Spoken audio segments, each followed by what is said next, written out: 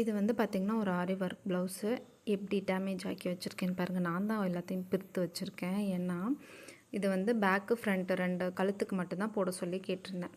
இது வந்து ஃப்ரண்ட்டுக்குள்ளது. நான் மார்க் பண்ணது இந்த பக்கம் இருக்குது. இது இப்போ நான் மார்க் பண்ணல, ஏற்கனவே மார்க் பண்ணது.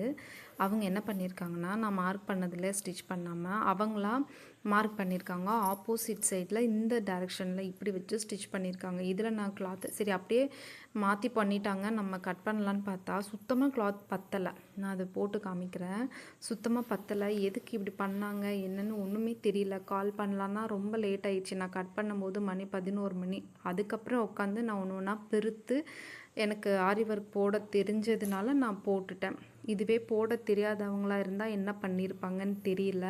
பைத்தியம் பிடிச்சிருக்கோம். எனக்கே ஒரு வழி ஆகிட்டு. நைட்டு உட்காந்து தூக்கம் இல்லாமல் ஆல்ரெடி 2 நாளாக தூக்கமே இல்லை, உட்காந்து வேலை பார்த்துட்டு இருந்ததில். இதில் இந்த டென்ஷன் வேறு.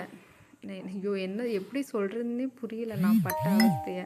ஏன்னா அவ்வளோ டென்ஷன் ஆச்சு. இங்கே பாருங்கள், இப்படி நான் இந்த மாதிரி மார்க் பண்ணியிருந்தேன். அவங்க இந்த ஆப்போசிட்டில் இப்படி மார்க் பண்ணி அவங்களா போட்டிருக்காங்க. ஆல்ரெடி நான் மார்க் பண்ணி கொடுத்துட்டேன். ஏன் அவங்க இப்படி பண்ணாங்கன்னு எனக்கே தெரியல. நான் இந்த வேலையெல்லாம் முடிச்சுட்டு பீடு வேறு என்கிட்ட இல்லை, சுகர் பீடு மட்டும்தான் இருந்தது. அதில் உள்ள அந்த 4mm பீடு, அந்த ஸ்டோன் செயின் சில்வரில் உள்ளதெல்லாம் பத்திரமா எடுத்து வச்சு போட்டேன். ஒரு வழியாக முடிச்சுட்டு காலையில் எந்திரிச்ச உடனே முடிக்கிறதுக்கு 3 மணி ஆயிடுச்சு. தூங்கி எந்திரிச்ச உடனே இதை ஸ்டிச் பண்ணிட்டு தான் வேறு வேலையை பார்த்தேன்.